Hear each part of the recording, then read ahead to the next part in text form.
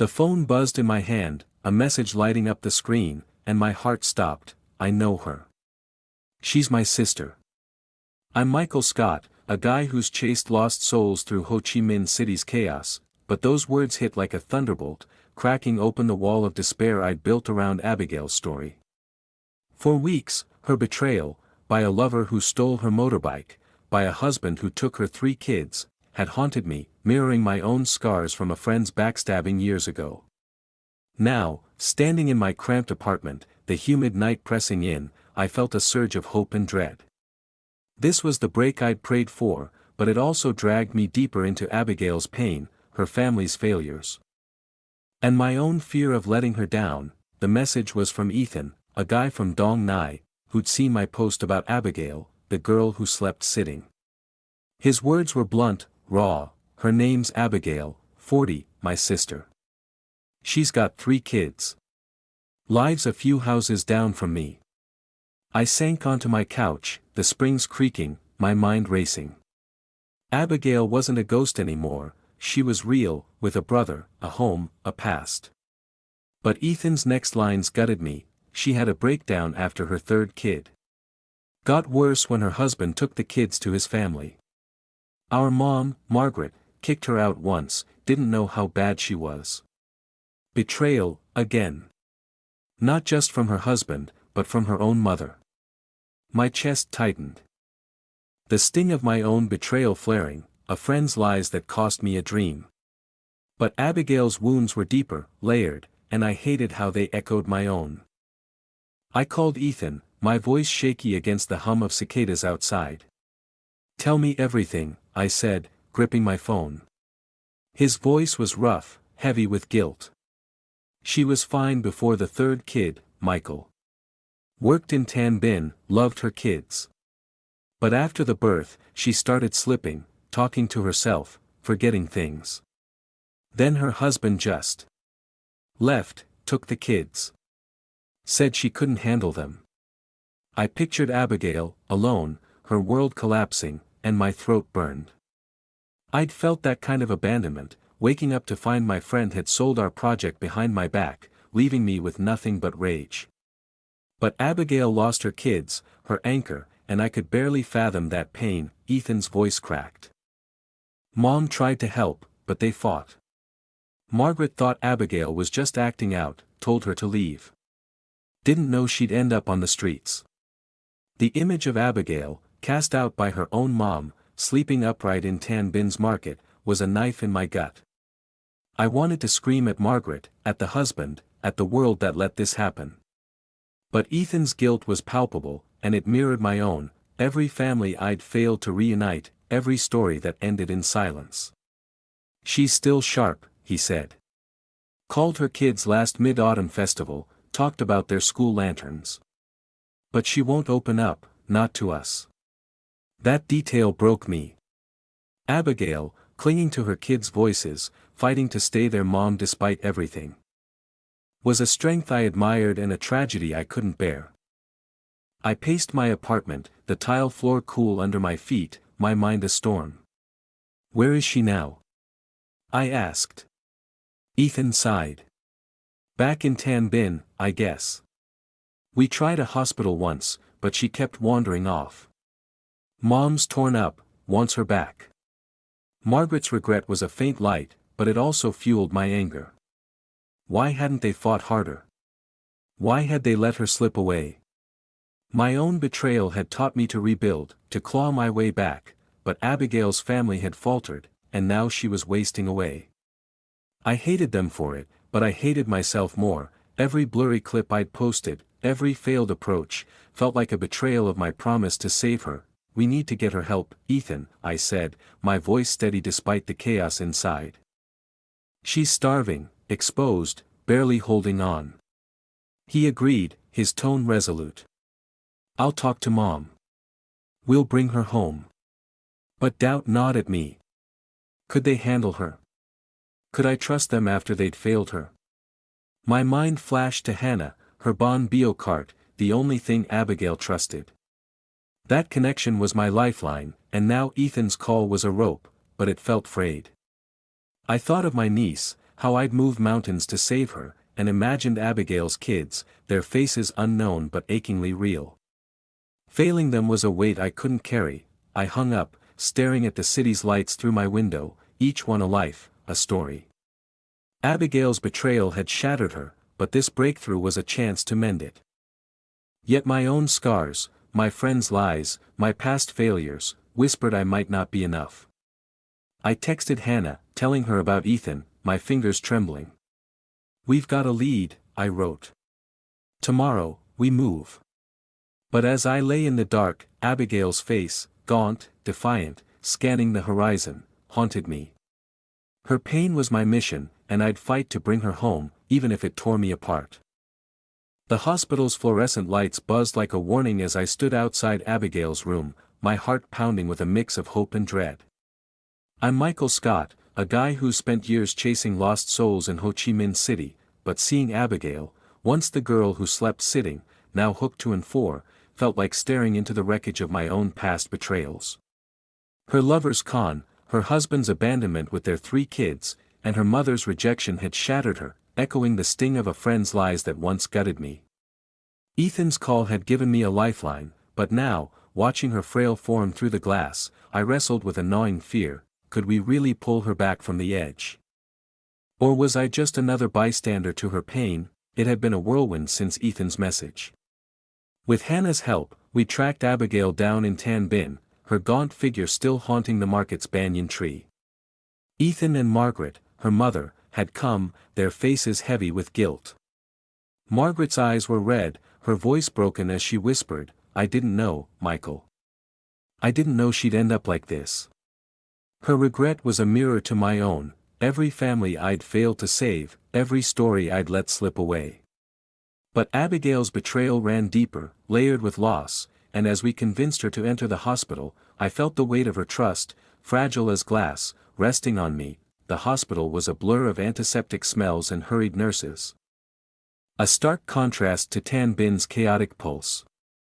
Abigail was admitted for malnutrition and mental health evaluation, her condition teetering after weeks on the streets.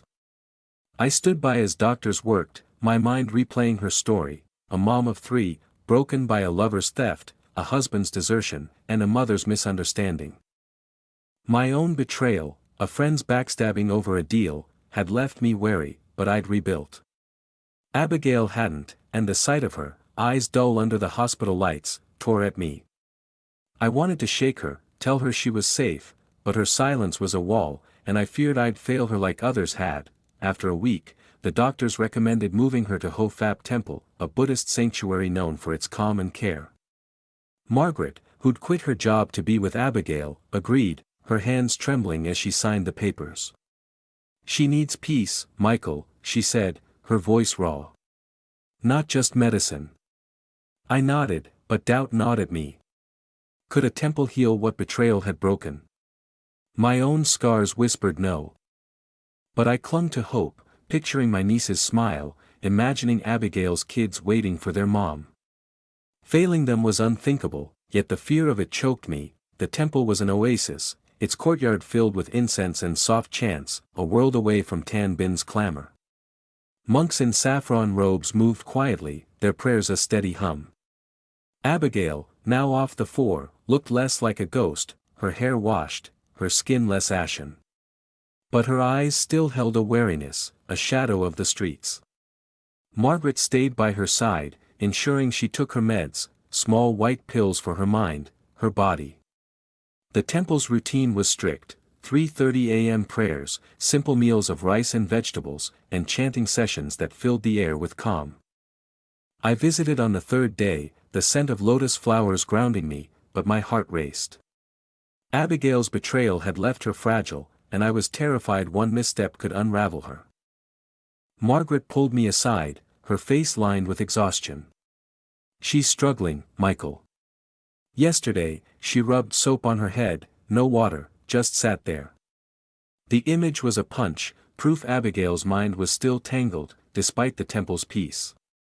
I pictured her in Tân Bình, sleeping upright, defying her pain, and now, this, confusion, but also progress.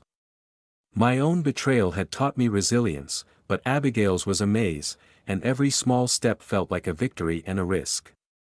She's chanting, though, Margaret added, her voice softer. Listens to the monks, takes her pills. It's helping. I nodded, but my chest ached. Could this really mend her, or was I clinging to a false hope? I watched Abigail from the courtyard. Her hands folded as she sat with the monks, her lips moving faintly with their chants. She wasn't the woman who'd fled my camera, but she wasn't whole either. My mind flashed to Hannah, her bon bio cart, the only trust Abigail had shown. Now, Margaret was her anchor, but I doubted myself, had I done enough? My friend's betrayal had pushed me to this work, but Abigail's pain was bigger, her kid's absence a wound I couldn't heal. I gripped the temple's railing, the wood cool under my palms, and vowed to keep fighting. Her betrayal had broken her, but this temple, this care, was a start, and I'd be damned if I let her slip away again. Abigail's faint smile, caught in the temple's lotus-scented courtyard, hit me like a shockwave, unraveling weeks of despair.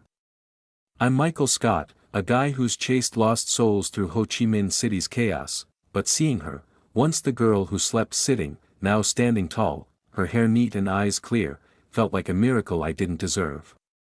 Her betrayal, by a lover who stole her motorbike, a husband who took her 3 kids, and a mother who cast her out, had mirrored my own scars from a friend's backstabbing. Now, at Ho Fap Temple, as she hugged Margaret, her mother, I wrestled with a storm of hope and fear. Was this recovery real, or would my failure to protect her haunt me still? The temple's serenity, with its soft chants and incense curling through the air, was a far cry from Tan Bin's gritty market where I'd first seen Abigail, gaunt and defiant. Weeks ago, she'd been a ghost, sleeping upright, trusting only Hannah's bon bio. Ethan's call had led us to her family, then to the hospital, and now here, where Margaret's care and the monks' routines were stitching her back together. But my heart pounded as I approached, the memory of my own betrayal, a friend's lies that cost me a dream, clashing with Abigail's deeper wounds. I'd rebuilt, but her kid's absence, her layered losses, made every step of her recovery feel like walking a tightrope. I found Abigail by the prayer hall. Her clean cotton shirt a stark contrast to the grimy rags she'd worn. "Michael," she said, her voice steady, a smile flickering. "I'm feeling okay. Thank you." Those words were a gut punch, her gratitude slicing through my doubt. She wasn't the woman who'd fled my camera, her eyes wild with fear. Now, they sparkled, though a shadow lingered, a reminder of her pain. I thought of my niece, how her laugh could light up a room, and imagined Abigail's kids, their faces unknown but achingly real. Her strength, shining through, was a beacon, but it also deepened my turmoil. Had I done enough, or was I just a bystander to a fragile miracle? Margaret joined us, her face softer but etched with exhaustion. "She's come so far, Michael," she said, her voice thick. She hugs me now, kisses my cheek. She's my girl again. The image of Abigail, once so guarded, now showing love, was a knife and a bomb. I'd seen her in Tan Bin, a fortress of pain, and now, this, a mother and daughter reconnecting. But my own betrayal loomed, the guilt of past failures, families I couldn't reunite, stories I let fade. Abigail's recovery was a victory, but her kids were still out there, and that absence gnawed at me, a betrayal I couldn't fix. "She's talking about work," Margaret added, pride mixing with worry. "Says she wants to go back to an office, like at Momo." Abigail nodded, her voice stronger. "I studied accounting, international economics. I can do it again." Her ambition, after all she'd endured, was a fire that awed me. I'd clawed my way back after my friend's betrayal, building this mission, but Abigail's drive, after losing her kids, her life, was humbling. Yet doubt crept in. Was she ready? Could she handle the world that had broken her? My chest tightened, the fear of pushing her too soon clashing with the hope her words sparked. We sat by the courtyard, the monks' chants a steady pulse. Abigail's hands, once clenched in Tan Bin's dirt, now rested calmly, her nails clean. "I want to thank everyone," she said, her eyes meeting mine. "You, Hannah, the community. Her clarity was a miracle, but it also tore at me. I'd posted her story, rallied strangers, but had I honored her pain? My friend's betrayal had taught me to guard my trust, but Abigail's had stripped her bare, and her recovery felt like a debt I hadn't fully paid. I thought of Hannah, her cart, the lifeline Abigail had clung to. Now, Margaret was her rock, but I questioned my role, savior or spectator. Margaret's voice broke my thoughts. She's not perfect yet, Michael. Some days, she's quiet, stares off. But she's helping, washing clothes, cooking. That progress, small but real, was a lifeline, but it also fueled my fear. Abigail's betrayal had left her fragile, and one misstep could unravel her. I pictured her kids, maybe at school, unaware of their mom's fight, and the weight of failing them crushed me. My own scars, my friends' lies, my past losses, whispered I might not be enough. But Abigail's smile, her steady gaze, demanded I keep going, even if it meant facing my own doubts head-on. As we stood, the temple's bell rang, deep and resonant. Abigail's recovery was a fragile dawn, her betrayal a shadow that lingered. I vowed to stay with her. To fight for her kids, her future. Her pain had become my mission, and I'd carry it, scars and all, to see her whole again. Abigail's quiet laughter, echoing through Ho Fap Temple's courtyard, struck me like lightning, a sound I never thought I'd hear from the girl who slept sitting. I'm Michael Scott, a guy who's hunted lost souls in Ho Chi Minh City's chaos, but seeing her now, hair neat, eyes alive, hugging her mother, Margaret, felt like a miracle that burned through my doubts. Her betrayal, by a lover who stole her motorbike, a husband who took her 3 kids, and a mother who once turned her away, had carved wounds that mirrored my own, a friend's lies that gutted me years ago. Standing in the temple's lotus-scented calm, I was caught in a storm of hope and fear. Was Abigail truly healing? Or would my failure to save her haunt me forever? The temple's serenity, with its soft chants and incense curling like prayers, was a universe away from Tan Bin's gritty market, where Abigail had been a ghost, trusting only Hannah's bon bio.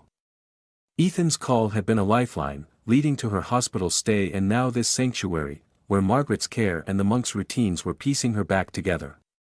But as I watched Abigail, my heart pounded, the sting of my own betrayal clashing with hers.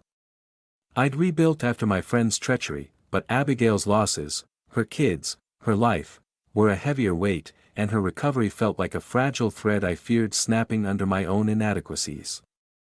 I found her by the prayer hall, her clean cotton shirt a stark contrast to the grimy rags of weeks past. "Michael," she said, her voice clear, a smile breaking through. "I'm feeling okay. Thank you." Those words were a blade, cutting through the guilt I'd carried for every family I'd failed to reunite. She wasn't the woman who'd fled my camera, her eyes wild with fear. Now, they held a quiet strength, though a shadow lingered, a reminder of her pain. I thought of my niece, her giggle a light in my life, and pictured Abigail's kids, their faces unknown but searingly real. Her progress was a beacon, but it deepened my turmoil. Had I honored her struggle, or was I just a witness to her fight? Margaret approached, her face worn but glowing with pride. "She's my girl again, Michael," she said, her voice thick. "She hugs me, kisses my cheek, talks about her kids." The image of Abigail, once a fortress of pain in Tan Bin, now showing love, was both a balm and a wound. I'd seen her scanning the horizon. A mother stripped of her children, and now, this, a reunion with her mom. But my own betrayal loomed, the ghosts of past failures whispering I hadn't done enough. Abigail's kids were still out there, a void I couldn't fill, and that absence was a betrayal I felt in my bones. "She's dreaming of work," Margaret said, her eyes shining. "Wants to go back to an office, like at Momo." Abigail nodded, her voice firm. "I studied accounting, international economics. I can do it again." Her ambition, after all she'd endured, was a fire that humbled me. I'd clawed my way back after my friend's lies, building this mission, but Abigail's resolve, after losing her kids, her world, was a strength I could barely comprehend. Yet fear gnawed at me. Was she ready? Could she face the world that had broken her? My chest tightened, the hope in her words battling the dread of pushing her too soon. We sat by the courtyard, the monk's chants a steady heartbeat. Abigail's hands, once clenched in Tan Bin's dirt, now folded calmly, her nails clean. "I owe you, Hannah, everyone," she said, her gaze steady. Her clarity was a gift, but it tore at me. I'd rallied the community, posted her story, but had I truly carried her pain? My friend's betrayal had taught me to guard my heart, but Abigail's had stripped her raw, and her recovery felt like a debt I hadn't fully paid. I thought of Hannah, her cart, the lifeline Abigail had clung to, and now Margaret, her anchor. My role, savior or bystander, haunted me. Margaret's voice softened. "She's not all the way back, Michael. Some days. She's quiet, lost in thought. But she's helping, washing clothes, cooking with me." Those small acts, so ordinary yet profound, were a lifeline, but they fueled my fear. Abigail's betrayal had left her fragile, and one stumble could unravel her. I pictured her kids, maybe laughing at school, unaware of their mom's battle, and the weight of their absence crushed me. My own scars, my friends' lies, my lost causes, whispered I might not be enough. But Abigail's laughter, her steady gaze, demanded I believe in her. Even as I wrestled with my doubts, the temple's bell tolled, deep and final, as we stood. Abigail's recovery was a fragile dawn, her betrayal a shadow that would always linger. She hugged Margaret again, their bond a quiet victory. I vowed to stay connected, to honor her fight, her kids' memory driving me forward. Her pain had been my mission, and though the road ahead was uncertain, her smile was a promise, of healing, of hope, of a mother reclaiming her life.